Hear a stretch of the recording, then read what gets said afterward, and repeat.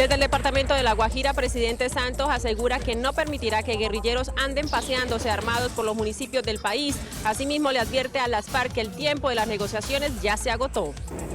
Alcalde de San Vicente del Caguán confirma que en el Caquetá también hubo reunión de las FARC con la comunidad en medio de guerrilleros fuertemente armados. Las FARC llaman al gobierno a trabajar juntos para superar las dificultades que dejó el evento de política con armas en La Guajira y dicen que las críticas por esta situación han sido injustas. El episcopado colombiano le pide al gobierno que, tomando precauciones para evitar el proselitismo armado, reanude los permisos a los comandantes de las FARC para que expliquen a sus guerrilleros el estado del proceso de paz. Estados Unidos ratifica su apoyo al gobierno colombiano para lograr un acuerdo de paz. Identifican en cementerios a más de 30.000 personas que habían sido reportadas como desaparecidas. Emergencia en Guatavita y Gachancipá, Cundinamarca, por incendio forestal que deja hasta el momento 40 hectáreas afectadas.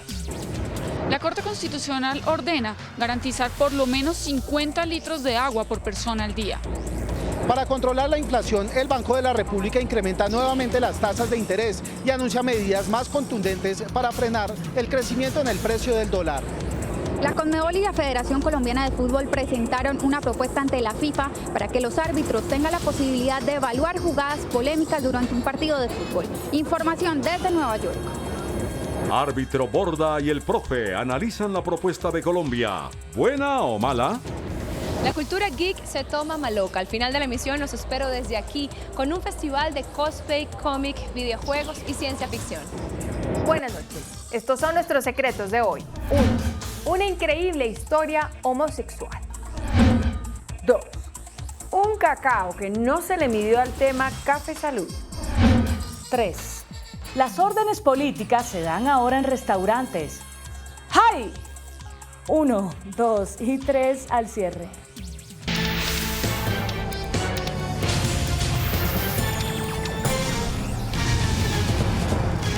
Buenas noches. El presidente Juan Manuel Santos envió una perentoria notificación a las FARC. Les dijo que deben concentrarse en finalizar los puntos que hacen falta para que el 23 de marzo se ratifique como la fecha del fin del conflicto. Advirtió el mandatario que se agotó el tiempo para terminar las negociaciones de paz.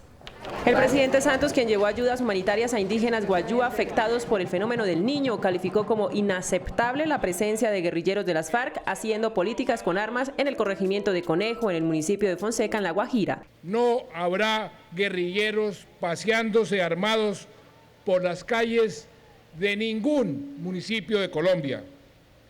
Lo que sucedió ayer no se volverá a repetir bajo ningún motivo ni bajo ninguna circunstancia. No lo voy a permitir. No habrá despejes. El presidente Santos les dijo a las FARC que se deben tomar decisiones ya sobre puntos claves como la refrendación, las zonas de concentración y el cese al fuego bilateral y definitivo. Ya se agotó el tiempo para terminar las negociaciones. La fecha del 23 de marzo, acordada por el presidente de la República y el comandante de las FARC, está a menos de 5 semanas. Estos puntos deben ser resueltos antes de la fecha acordada. De no ser así, los colombianos entenderemos que las FARC no estaban preparadas para la paz. El mandatario visitó 4 rancherías donde supervisó la atención a los niños, inauguró pozos con soluciones integrales de agua y entregó ayuda alimentaria a familias en La Guajira. Este ha sido un departamento con muy poca agua, pero ahora con este fenómeno, esta sequía que nos ha golpeado a todos tan duramente, a todos los departamentos de Colombia, pues aquí ha golpeado especialmente duro. De acuerdo con el gobierno, mañana llegará al puerto de Manaure un buque de la Armada Nacional con 50.000 litros de agua potable para ser repartida entre la comunidad. Desde el municipio de Manaure, en la Media Guajira, con la cámara de Marcos Solórzano, Franci Milena Sepúlveda, CMI La Noticia. Y es que la presencia de guerrilleros de las FARC armados junto a la comunidad para recibir a los jefes de esa organización se ha presentado en otras regiones del país diferentes a La Guajira. En Caquetá quedaron registrados en video hechos similares. En el video aficionado se observa el momento de la llegada de un helicóptero. En tierra se ven fotos del mono Jojoy y tiro fijo. De la aeronave con emblemas de la Cruz Roja descienden comandantes de las FARC, quienes son escoltados por un amplio grupo de guerrilleros fuertemente armados, con uniformes de la policía. Según el alcalde de San Vicente del Caguán, la reunión tuvo lugar en el corregimiento del Diamante hace 15 días. Una reunión muy concurrida donde invitaron a diferentes presidentes de junta y pues lógicamente allí hay un caserío y pues tuvo la comunidad.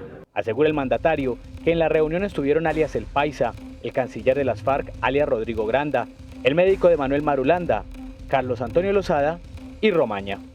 Dice además el alcalde que en el municipio de Solano, Caquetá, también se efectuó una reunión similar con hombres fuertemente armados y la comunidad. En la vereda Mecaya también estuvieron reunidos por el mismo estilo, reúnen a la comunidad. En Solano pues invitaron casi a media población, allí pues hubo una gran reunión.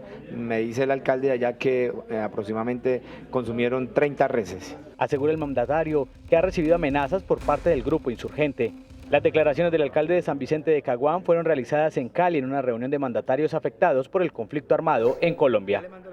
A través de un comunicado, la guerrilla de las FARC aseguró que quiere trabajar junto al gobierno para superar las dificultades generadas por la presencia de hombres fuertemente armados en un evento político liderado por algunos negociadores de paz en el corregimiento El Conejo de Fonseca, en La Guajira. Las FARC consideran que la polémica que se generó en el país es injusta y promovida por supuestos enemigos del proceso que los quieren aislar de la opinión pública. Aseguran que ellos solo estaban llevando un mensaje de paz y reconciliación a uno de los territorios más olvidados del país. En un comunicado aseguran que no había restricciones para reunirse con la población civil en la autorización dada por el gobierno. Las FARC no han especificado si sus negociadores ya regresaron a Cuba o permanecen en el país. El procurador Alejandro Ordóñez le pidió al ministro de Defensa que explique la presencia de algunos guerrilleros de las FARC en el corregimiento de Conejo, en el departamento de La Guajira, sin presencia de la fuerza pública. El general en retiro del ejército Manuel José Bonet y el senador Álvaro Uribe también se sumaron a la petición. Pese a que las tropas regresaron al corregimiento de Conejo, el procurador general dijo que la presencia de los guerrilleros de las FARC en dicha población fue un desafío a la institucionalidad por parte de los insurgentes y del propio gobierno. Fue un despeje, y para realizar el despeje se debe hacer con fundamento en el ordenamiento jurídico, en la Constitución y en la ley. Dijo que al parecer las autoridades militares y de policía se desplazaron para permitir el ingreso y salida de guerrilleros. ¿Quién dio esa orden? En la mañana de hoy dirigí una carta al señor ministro de Defensa pidiendo explicaciones. El país requiere explicaciones. Sostuvo que por estos hechos se podría iniciar una investigación disciplinaria, entre otras por exponer a la población civil. Se desprotege a la población para proteger a la FARC. Por su parte, el senador y expresidente Álvaro Uribe también exigió explicaciones. Los propios militares han dicho que ellos tenían orden de no estar allí. O sea que, pero es que este despeje no es de ahora. En el mismo sentido se pronunció el general en retiro del ejército, Manuel José Bonet. Es de interés nacional. Si no le comunican eso a la nación y nos dicen se ordenó esto y esto otro, que el gobierno tendría todo el derecho, ¿verdad?, de hacerlo, van a tener que responderle a la Fiscalía, a la Procuraduría y a la Corte Suprema de acuerdo con el nivel. El procurador también pidió explicaciones a la gobernadora de La Guajira, al alcalde municipal y demás autoridades. El presidente de la Conferencia Episcopal, Monseñor Luis Augusto Castro, le pidió al gobierno que restablezca el permiso a los comandantes de las FARC para que visiten los campamentos guerrilleros y expliquen el estado del proceso de paz, pero evitando que se repita el incidente registrado en La Guajira.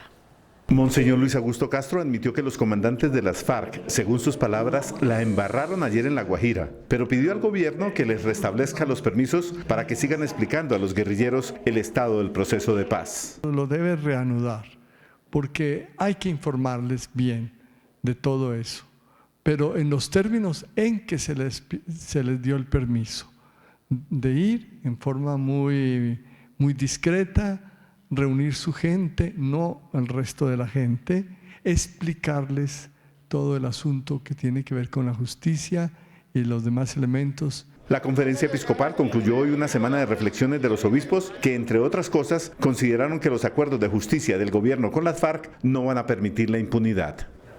El embajador de Estados Unidos en Colombia, Kevin Whitaker, ratificó el respaldo de su gobierno a Colombia para lograr un acuerdo de paz y afirmó que el proceso debe continuar.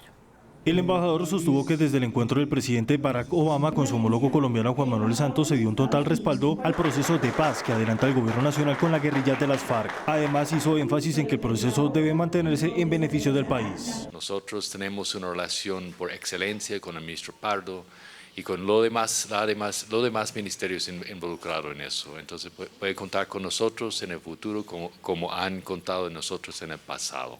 El gobierno estadounidense tiene la confianza de un acuerdo de paz en el corto plazo. Para ayudar a Colombia en el posacuerdo, y eso se trata de Paz Colombia, vamos a seguir ayudando en lo de seguridad. El primer acuerdo tiene una destinación de recursos de $5 millones. Por su parte, miembros de la Comisión de Paz dividieron opiniones sobre si la presencia de algunos negociadores de las FARC en La Guajira y otras regiones del país puede considerarse como proselitismo armado o no. La presidenta del Polo Democrático aseguró que aunque fue un lamentable episodio, en las imágenes no se observa ninguna presión de los guerrilleros de las FARC contra la población civil. De ahí a llamarlo proselitismo armado, me parece que hay mucho trecho. El error que cometieron es empezar a hacer manifestaciones públicas antes de firmar los acuerdos, pero no creo que hayan intimidado a nadie. Otros sectores aseguran que hombres con armas repartiendo volantes es la mayor expresión de proselitismo armado en el país. Es un proselitismo armado abierto y totalmente descarado, pero además de proselitismo armado es una trampa en todo este proceso de La Habana para darle fin al conflicto armado. Es un conejo el que le montan ellos al presidente Santos. Mientras el debate continúa, el presidente Juan Manuel Santos mantiene la decisión de suspender este tipo de actos por parte de las FARC. El Ministerio del Interior reveló que 28.000 personas reportadas como desaparecidas fueron encontradas en diferentes cementerios del país. El gobierno puso en marcha un operativo en los cementerios del país para identificar a los enterrados como NN. Hasta el momento han sido evaluados el 26% de los cementerios en todas las regiones. De los cementerios que hemos visitado y que hemos diagnosticado, hemos encontrado esos 30.000 y que podemos decir que es el 26% del total de cementerios del país, pero no podríamos aventurarnos a dar una cifra sobre número de desaparecidos porque es algo muy incierto. Por ahora, el gobierno estudia si estos hallazgos corresponden a víctimas del conflicto armado.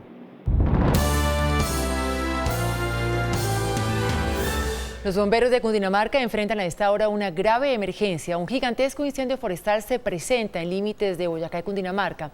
El fuego ha consumido 40 hectáreas de vegetación. El humo se tomó las montañas que comparten Guatavita y Gachancipá.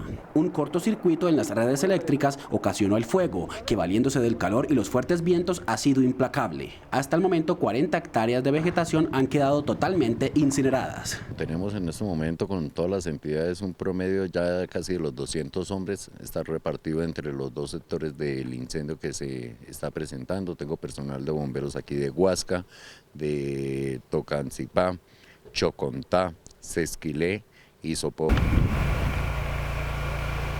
Las llamas de hasta 20 metros consumen todo a su paso y ahora amenazan con llegar a una decena de viviendas de la zona que tendrían que ser desalojadas en las próximas horas. Yo vivo con mi esposa y 6 hijos.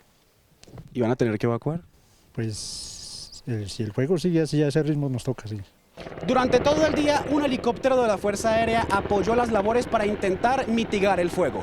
El incendio se encuentra controlado solo en un 40% y por eso se hace necesario otro helicóptero con sistema Bambi Bucket. Solicitamos a Gestión del Riesgo Nacional que en lo posible nos envíe otro helicóptero porque tenemos otro punto bien difícil en el municipio de Gachancipá que colinda con Guatavita. Solo en Cundinamarca en lo corrido del año se han registrado 302 incendios que han dejado más de 1.000 hectáreas afectadas en 72 municipios. La Corte Constitucional ordenó la reconexión del servicio de agua en Valledupar a una familia que tiene 4 menores de edad. El alto tribunal aseguró que por la falta de pago no se puede dejar de garantizar el mínimo vital del líquido a un usuario. Por el no pago de su factura, la empresa de servicios públicos de Valledupar le cortó el servicio del agua a una mujer que vive con 4 niños. La Corte Constitucional ordenó que en menos de 48 horas se le restablezca el servicio restringido de agua, de manera que se garanticen 50 litros de agua por persona al día. La gerente del Acueducto de Bogotá destacó la importancia del fallo. Sin embargo, cuestionó los efectos en las alzas en el consumo por medidas como las aplicadas en Bogotá, a través de la cual estratos 1 y 2 tienen el mínimo vital de agua de manera gratuita. Primero, las personas del estrato 1 y 2 aumentaron su consumo. Antes consumían 12 metros cúbicos y en este momento están consumiendo 13 y 14. Es decir, aumentó el consumo y aumentó la morosidad de pago. Aseguró que el 70% del consumo en estos estratos es subsidiado por el distrito. La Superintendencia de Salud le dio un plazo de 48 horas a 6 EPS para que agilicen las citas y la entrega de medicamentos y tratamientos a pacientes con cáncer. En 45 casos de pacientes con cáncer encontraron deficiencias en la atención médica. Y termina el primer ciclo de quimioterapia y tengo que volver a pedir autorización para el segundo ciclo.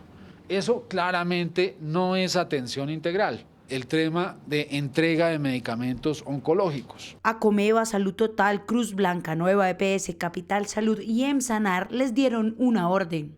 Atención inmediata, integral, sin barreras de acceso y con atención oportuna. Si el lunes no han cumplido estas EPS, la Supersalud impondrá sanciones. Con implicaciones de tipo pecuniario, no solamente para la institución, sino para la persona responsable de esa institución. El Banco de la República anunció un nuevo incremento en las tasas de interés que se ubican en 6,25%. El emisor dijo que es urgente presentar una reforma tributaria al tiempo que el gobierno anticipó un recorte presupuestal de 6 billones de pesos. Como medida para evitar un incremento aún mayor en el costo de vida de los colombianos, el Banco de la República subió a 6,25% la tasa de interés. Incrementos mayores a los esperados en los precios de los alimentos y aumentos adicionales de la tasa de cambio relacionados en buena parte con la caída del precio del petróleo siguen ejerciendo presiones al alza de la inflación. El gobierno confirmó que el país tendrá un nuevo apretón económico de 6 billones de pesos. Porque en diciembre pasado estábamos trabajando con un pronóstico de precio del petróleo para este año de $50 por barril. Y hoy, con los nuevos escenarios, con las nuevas realidades, ese pronóstico es de $35 por barril. Adicionalmente, la emisora anunció medidas más contundentes para evitar una nueva disparada en el precio del dólar. Busca evitar que sobrereacciones de la tasa de cambio alteren las expectativas de inflación. El Banco de la República aseguró que el país necesita con urgencia la reforma tributaria. Y es que desde hace casi 7 años el Banco de la República no subía las tasas por encima del 6%. El sector financiero respaldó el nuevo incremento de los intereses. Aunque el aumento en la tasa de interés encarece los créditos para los colombianos y disminuye la ganancia para los bancos, el sector financiero respalda al emisor en su lucha para controlar la inflación. Hay unos créditos que se demoran más el traslado, que se amortigua, digamos, en el sector, como son los créditos de vivienda de largo plazo. El nivel más alto de las tasas de interés en los últimos años fue en julio de 2008, cuando se ubicó en 10%. Sin embargo, analistas creen que el país está lejos de tener nuevamente ese nivel de intereses. Yo no veo el 10%, sí se estima para muchos que este año cerremos por el orden del 7%, de pronto el 8%. Para los agricultores la medida afecta a su producción. Precisamente se disminuye la producción si no hay inversión. Los analistas proyectan que el aumento en tasas seguirá hasta mediados del año.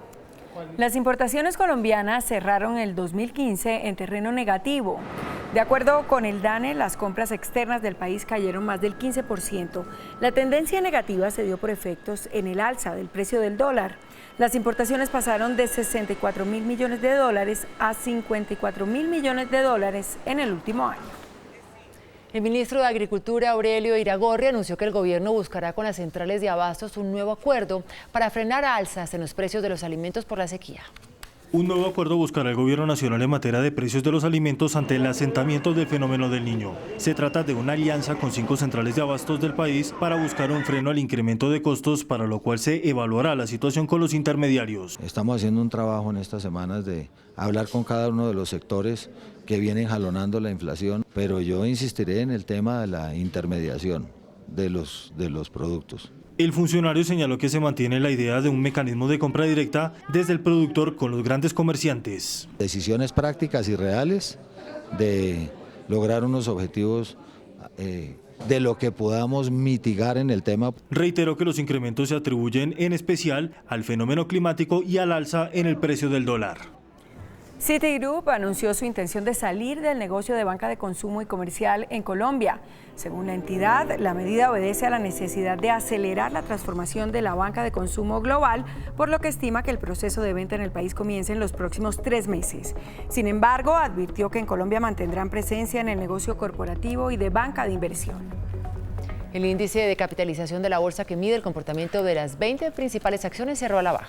El índice de capitalización de la Bolsa de Valores de Colombia bajó 0,08% a 1.234 puntos. La acción de Concreto fue la que más subió, con una valorización de 5,21% a 1.110 pesos. La acción de Pacific fue la que más cayó, con una pérdida de 4,32% a 1.550 pesos. La acción más transada de la jornada fue la de Ecopetrol, al movilizar más de 24.000 millones de pesos. El precio del dólar cierra la semana al alza. Indicadores económicos del día en CMI. La tasa representativa del mercado que regirá hasta el próximo lunes será de 3.356 pesos con 78 centavos. Los profesionales del cambio compran la divisa entre 1.160 pesos y la venden entre 1.180 pesos. Un euro cuesta 3.711 pesos con 50 centavos. La libra de café en Nueva York se cotizó a $1 con 16 centavos. El azúcar se transó en 12,54 centavos de dólar la libra. El barril de petróleo WTI se cotizó en $32. Una acción de Ecopetrol cuesta 1.130 pesos. A los 84 años murió el escritor italiano Umberto Eco, conocido por ser el autor de El nombre de la rosa, entre otras obras. Eco era experto en semiótica, que es el estudio de los signos. Umberto Eco no solo era escritor, también era filósofo. Nació en Piamonte, Italia, en 1932 y este viernes falleció en su propia casa, en su habitación, según confirmó su familia. Publicó su primera novela en 1968, se llamaba La estructura ausente. De esta obra nació posteriormente el Tratado de Semiótica General en 1975. Este trabajo es considerado uno de los más completos sobre la semiótica, es decir, el estudio de los signos. Sin embargo, no fue hasta 1980 que llegaría la que es considerada su novela más conocida, El nombre de la rosa. 8 años después, en 1988, publicó El péndulo de Foucault, otro de sus trabajos más destacados. Humberto Eco fue un crítico de Internet y de las redes sociales. Llegó a decir que a través de estos medios se le da el derecho de hablar a legiones de idiotas.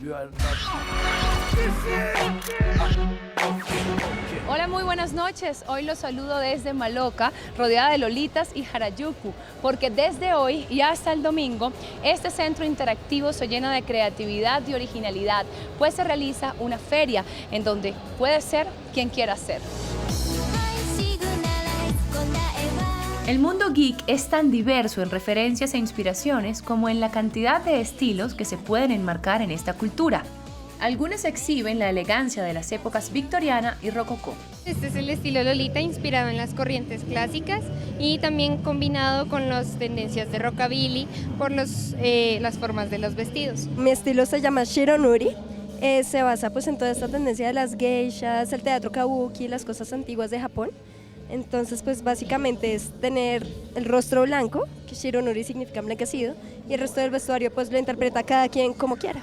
Transformarse y transportarse a otras épocas y latitudes para algunos se convierte en su día a día, una pasión que puede golpear el bolsillo, ya que cada atuendo puede alcanzar un monto importante. Lo que son costos de peluca, maquillaje, lentes, etcétera, etcétera, etcétera, yo diría que unos 150. Lo cierto es que cada vez estas subculturas ganan más adeptos, por lo que Maloca abrió su primer festival de Mundo Geek. Vamos a tener salón de videojuegos, vamos a tener muestras de tecnología, vamos a tener desfile cosplay. Y ahora llegaron a mi lado los representantes del estilo visual para hablarles de moda. Hoy les tenemos cómo es el comportamiento de las tendencias en tamaños y colores para un accesorio imprescindible de nosotras las mujeres, los bolsos. Un accesorio clave para las mujeres en cualquier temporada son las carteras y bolsos. A diferencia de temporadas anteriores, donde se imponían bolsos cada vez más grandes, esta nueva tendencia cambia para darle paso a elementos más pequeños con toques minimalistas. Las opciones que tenemos son carteras pequeñas y ahorita lo que viene 100% en furor son estas carteras duras que nosotros las llamamos attachés, que son unas carteras forradas en cuero y vienen con manijas de diferentes texturas y diferentes materiales. Las carteras pequeñas sin duda aportan elegancia y su versatilidad es su mejor aliado. Y es que en esta nueva temporada la paleta de colores baja. El blanco, el rosado, el color beige y los colores pálidos se imponen. El equilibrio entre los colores se encuentra en la forma de combinarlos, a fin que no compitan entre sí, sino que creen una armonía entre diseño y estilo.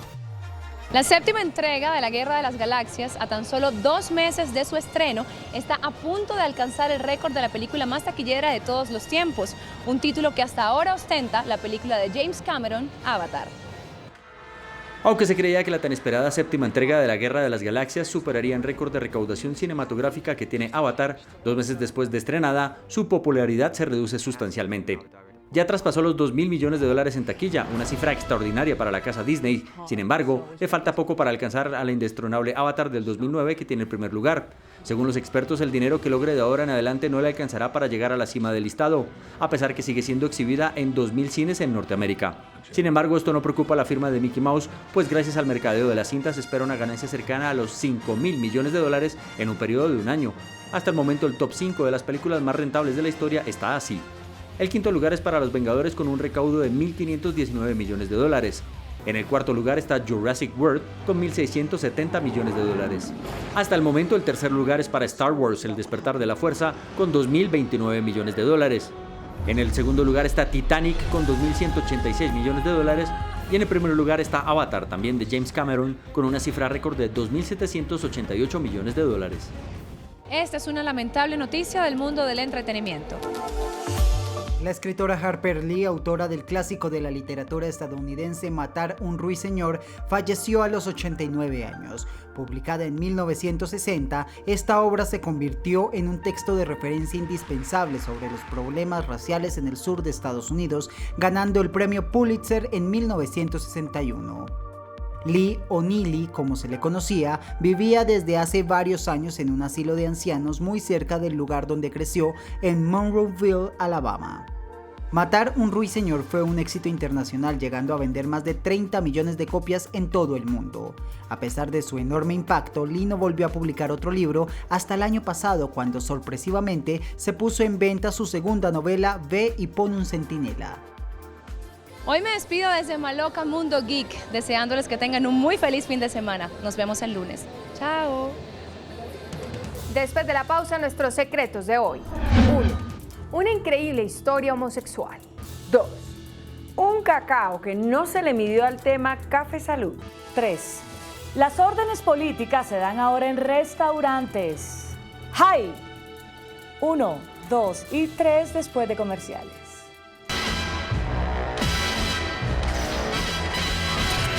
Estos son nuestros secretos de hoy. 1. Vivir para contarla. Y es que la siguiente historia parece tan irreal, pero es tan cierta, que perfectamente ha podido ser argumento básico de una obra de García Márquez. Miren esto. Los 3 congresistas que se han declarado públicamente homosexuales, Milton Rodríguez, Efraín Torrado y Carlos Ferro, son muy amigos del procurador Alejandro Ordóñez. Curiosamente, el mayor crítico del homosexualismo, a pesar de su ideología tan cristiana. Y lo que es peor, lo acompañaron en sus campañas contra la comunidad gay. Inclusive fueron investigados por el Consejo de Estado porque habrían incurrido en un conflicto de intereses al votar por Ordóñez, a pesar de que tenían investigaciones disciplinarias en contra en la Procuraduría o familiares en la misma institución. Atérrense, los 3 votaron en contra del proyecto de ley que le reconocía a la comunidad homosexual los mismos derechos que tiene la gente heterosexual. El proyecto establecía el derecho de los homosexuales a formalizar su unión. 2 de los senadores gays, Rodríguez y Torrado, votaron en contra. No es invento mío, vean. En las actas del Senado aparecen entre los 51 votos en contra estos: Carlos Soto, Fernando Tamayo y Efraín Torrado García. Y en la lista también aparecen votando en contra Carlos Quintero, Liliana Rendón y Milton Rodríguez. Y el tercero, señor Ferro, se retiró del recinto para no votar. Hay más. Cuando Torrado fue vicepresidente del Senado, les presentó a los periodistas a un funcionario que siempre lo acompañaba y lo identificaba como su pareja. Sí, tienen razón en lo que están pensando, pero así fue. 2. Se fue uno de los cacaos que habían nombrado directivo de Café Salud. En esta sección contamos que para tratar de hacer más eficiente a Cafesalud EPS, el gobierno invitó a 3 grandes empresarios, economistas y académicos para que hicieran parte de la junta directiva de la EPS: Augusto López, Juan José Echavarría y Lía Hinan. Sorpresivamente, y tan solo una semana después de haber sido nombrado directivo, el antioqueño Echavarría renunció al cargo. Él es codirector del Banco de la República. Aludió temas de su agenda que le impedían dedicarse a la nueva tarea que le encomendaron. Ya está listo el nombre del reemplazo. Se trata de César Negret, abogado especializado en Derecho Administrativo, quien se ha desempeñado como liquidador de varias empresas. 2 hermanos Negret quedan al frente de 2 temas cruciales con la CPS. César en la directiva de Cafesalud y su hermano Felipe al frente de la liquidación de Caprecom. Lo que el gobierno ahora busca es presidente para Cafesalud. Es evidente que a Guillermo Grosso lo van a retirar. 3. Ustedes no lo van a creer, pero las órdenes políticas se comunican ahora en restaurantes típicos. Anoche fue citada de urgencia la bancada de Cambio Radical en el Consejo de Bogotá a una reunión política en el restaurante Las Acacias de la avenida 28 en el barrio La Soledad. Y en medio de frijoles importados, arroz importado, chicharrón bogotano y arepa paisa, el jefe nacional del partido, el senador Germán Barón Cotrino, dio una orden a su díscola bancada que va de tumbo en tumbo. La orden fue casi nazi. ¡Ay! Hay que elegir a Juan Carlos Granados, el pasado gobernador de Boyacá, nuevo contralor de Bogotá. Los comensales levantaron la mano y transmitieron obediencia. ¡Ay!